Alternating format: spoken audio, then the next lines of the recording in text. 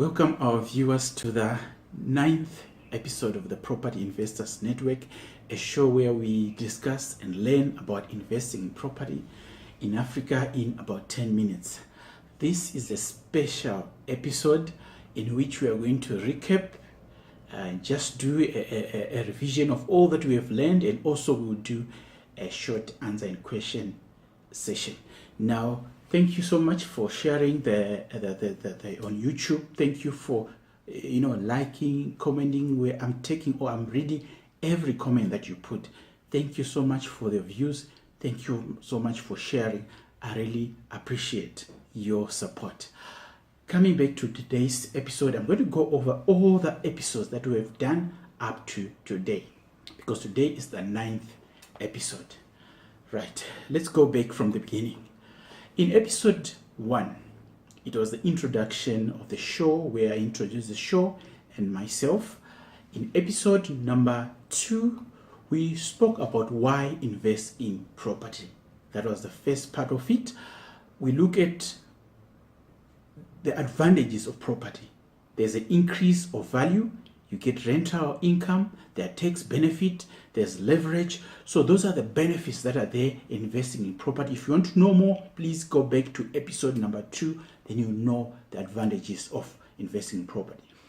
Episode number 3, we also look at why investing in property. This is the second segment in which we look at property as an asset class. Now, there are 4 asset classes. There's cash, there's bonds, there are equities, which can be publicly traded or private equity, and there's the 4th, that is property. Property can be commercial property and it can be residential property. If you want to know more about this, please go to episode number 3. Episode number 4, 5, and 6, we look at the 12 ways of making money from property. Just to recap, here are the 12 ways. There's buy to rent, there's rent to buy, there's renovation or flipping, there is property development, there is investor consortium, there is property stocks, there is also private equity and venture capital, there is also estate agency, conveyancing and bond origination. There's also the letting agency. Number 11, managing agency. And then number 12, property speculation. This is the most risky, property speculation. Everyone wants to speculate on property.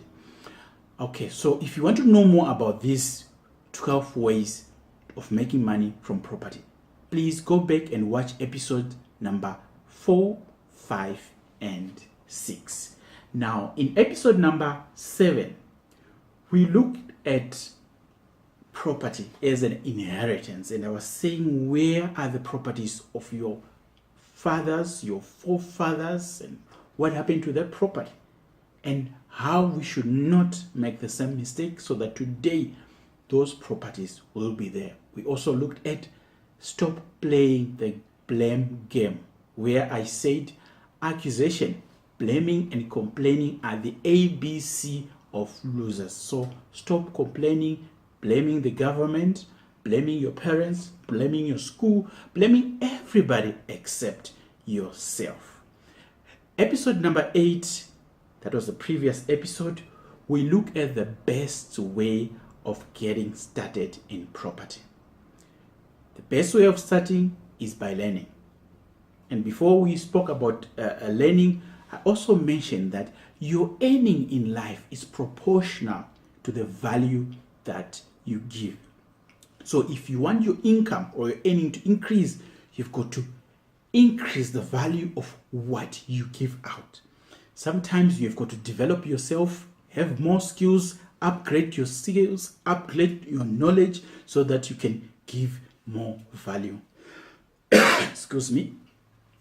Right, and I also mentioned that passion without wisdom, knowledge, and understanding is very dangerous. We have seen people who've got passion, they go out way, they want to do properly, they are happy, excited, over the moon, and 6 months down the line, they are hurt, they are down, they've lost money because they didn't have the knowledge. So the first thing to do is to acquire the knowledge, go and learn. There are workshops, there are courses, there are seminars, there are many ways you should be reading books. There's so many ways of learning about property. Also remember, there are things that God can do for you, but there are things that God do through you.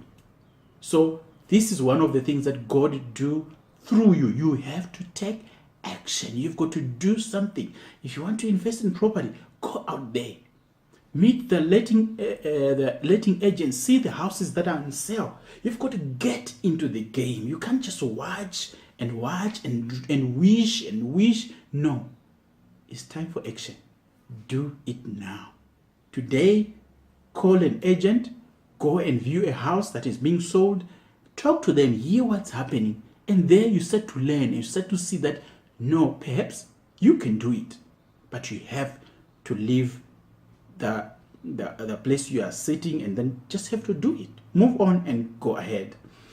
All right, so those were the 8 episodes we've covered up to today, and today is the 9th episode, and we are doing a few questions and answers. But before I go there, I just want to mention something that I've had so many questions about. How do we get into be property developers? A few people have asked. So I've put up a show that will highlight the skills that you need to be a property developer. What do you need? Can anyone be a property developer? I've put up a show. So one of the next 2 shows is going to be on that. And the other topic also that I'm going to be presenting in the next show is how to attract property investors, because I also get questions: how do we attract money for investment? How do you attract investors? So we are going to look at how to attract funds for your property project. Okay, let's go on to the question. These questions, they all about 4 or so, depending on our time. We're going to look at them. They came from someone called Lolo. She sent me an email and all this list of questions. So I'm going to go over the questions. Okay. The first question is, how does one get into property investment? You obviously know the answer. From the previous episode, you've got to start by learning, getting the skills, getting the knowledge. That's the first step before investing in anything. Get your knowledge, get your understanding. So this is how I responded to her. The second question is, how does one purchase their first property, especially when I am a beginner? Now, she has got a job, so which is good. So if you've got a job, you can get a bond or a home loan. So the cost of the house that you can afford will depend on your salary or your income and your expenses. So there are a number of factors that are there. So I would say, if you want to purchase your first property, please go to your bank. They would do the calculations based off any and give you how much property you can buy. You can also go to estate agents. They can also do a quick calculation for you on what type of property that suits you based on your salary and your expenses. All right, the next question is, what are the best methods or strategies in financing a property? If you're a beginner, the best way is to get bank finance.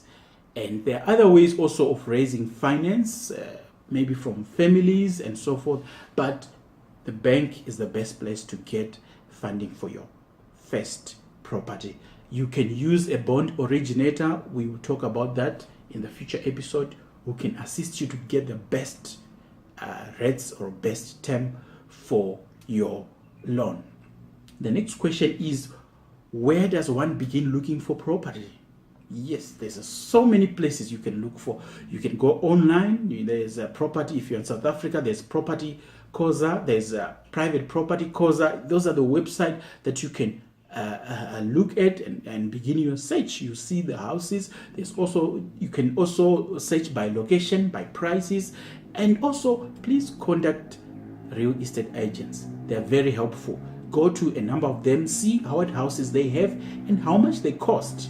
And from there, you can make a decision. But before you make the final decision, make sure you view as many properties as you can. so that you are sure you are making the right decision. And then finally, the last two questions. The first one is, are there investors willing to fund beginners? If you can find one, yes, this we're going to talk in the next episode. Final question is, do you know any property network events that are relevant? There are many ways, or rather many property events and networks that are happening. There are online events. There's also